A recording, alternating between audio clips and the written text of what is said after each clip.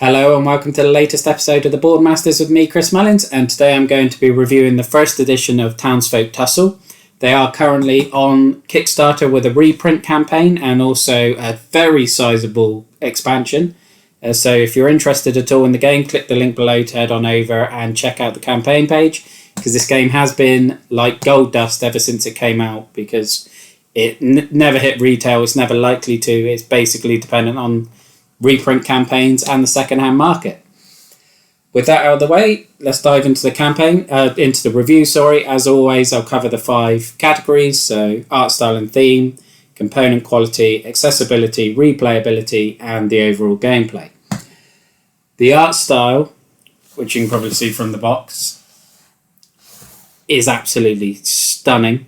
If you're familiar with Cuphead or any of those sort of early 20th century artwork, sort of animation style, it is just like that. It's stunning. It's absolutely beautiful. It's got a really nice dark twist to it as well, which really helps with the sense of humour in the game.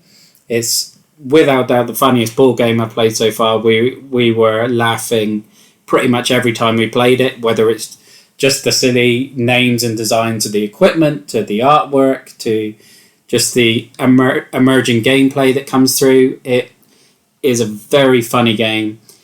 It looks absolutely gorgeous. And yeah, the theme, basically it's a kind of, I guess, like an introduction to sort of Kingdom Death style games, in that you have the town phase, much more simplified Kingdom Death from what I understand.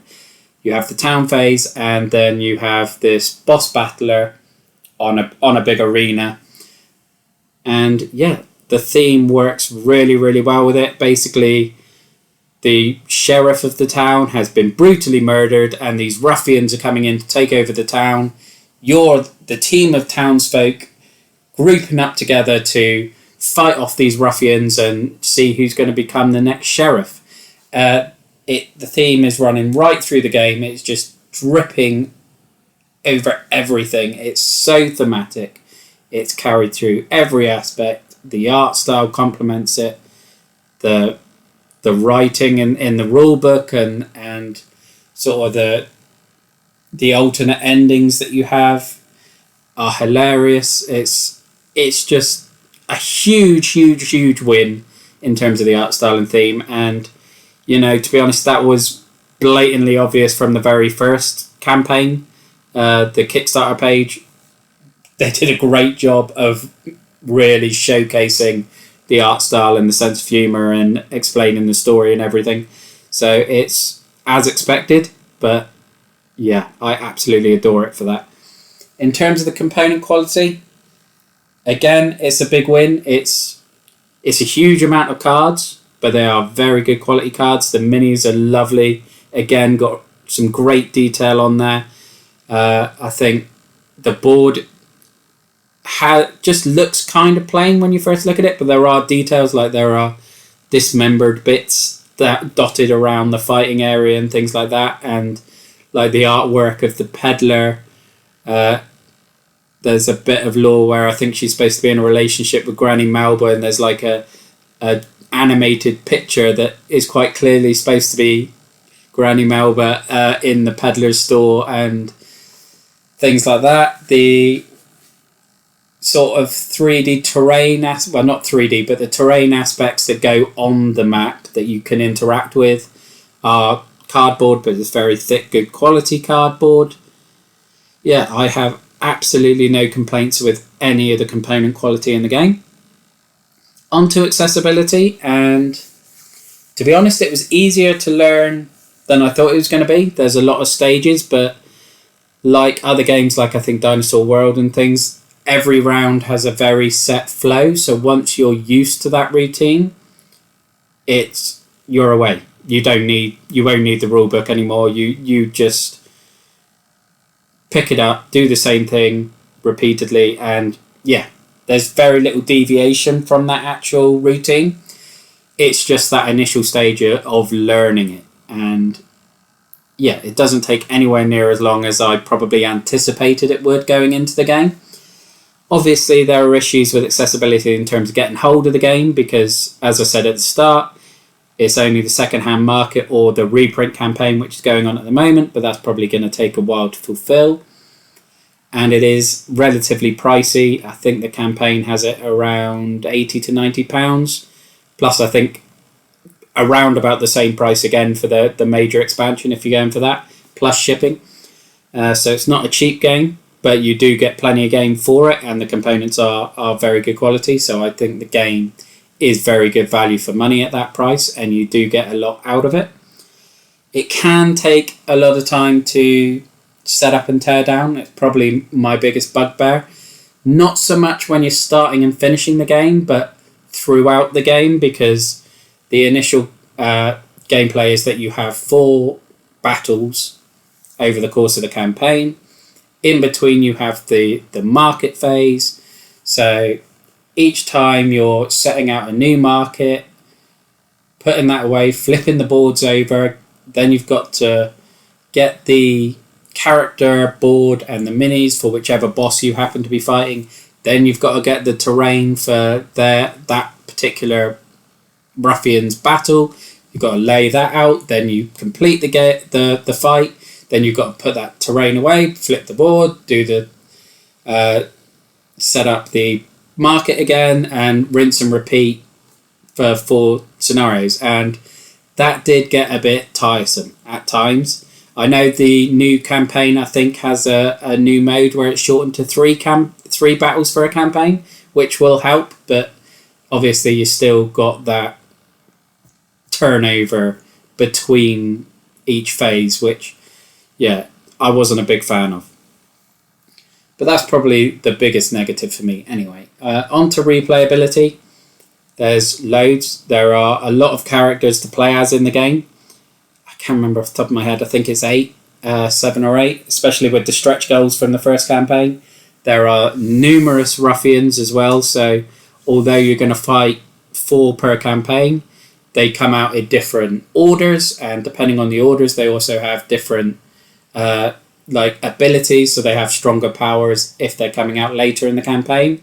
And then if they're the final ruffian in the campaign, they also have a completely different battle strategy where it's very linked to the story of the campaign, and one of you becomes the sheriff, so you now have this whole different ability or item that you gain for being the sheriff, but also now if you die in that final battle as the sheriff, then everyone loses. So it does change it up a lot.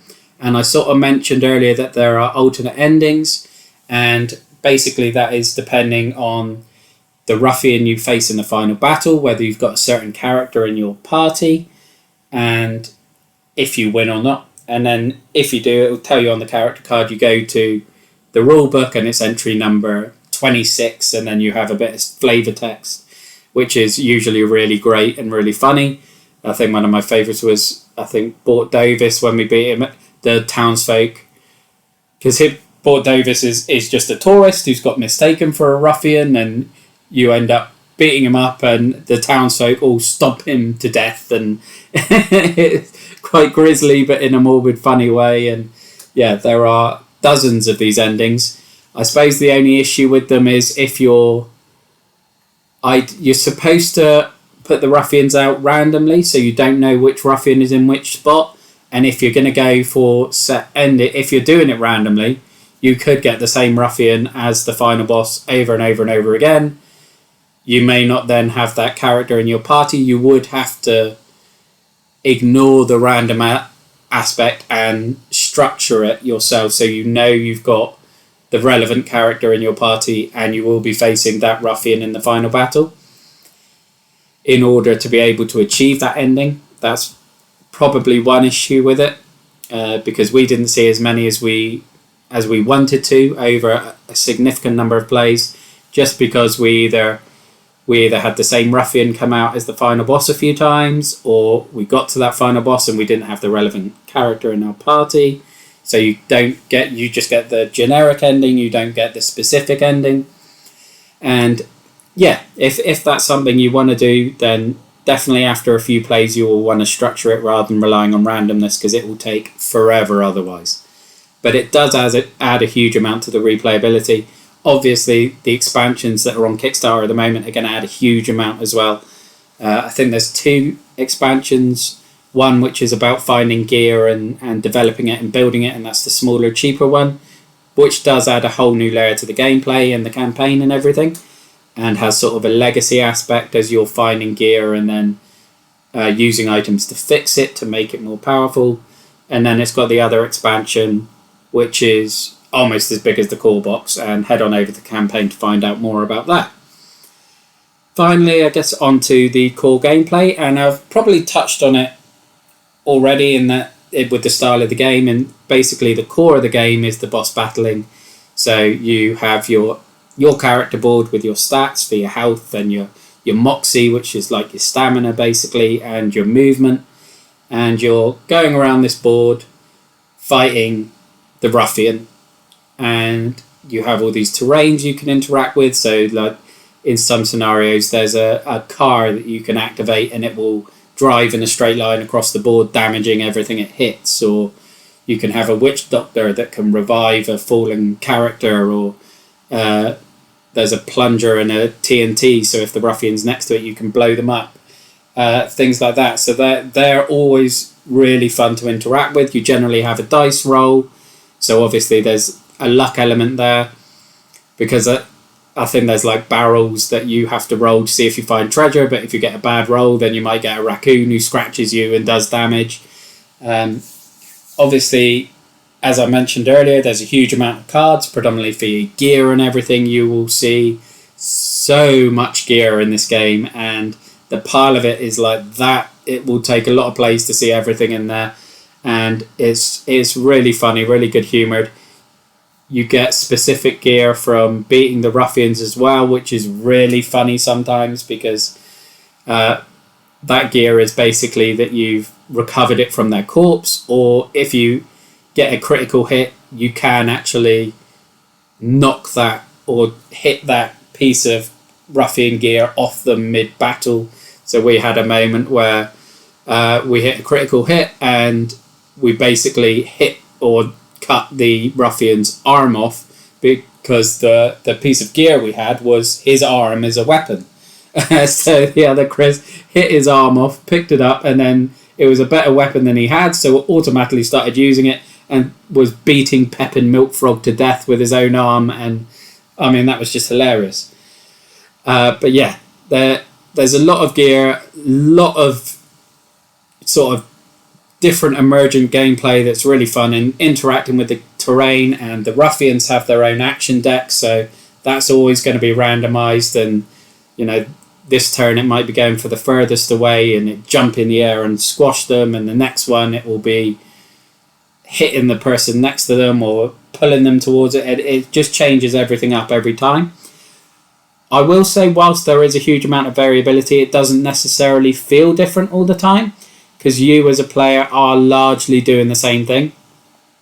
Whether you're sort of a range focused character like Granny Melba, you will generally be getting your gear to focus on that, and then your gameplay style will basically be the same regardless of who you're playing against. It just might twist a bit. Like if you have the woods as a terrain, you can get a damage bonus to range if you climb up a tree, so you might want to do that.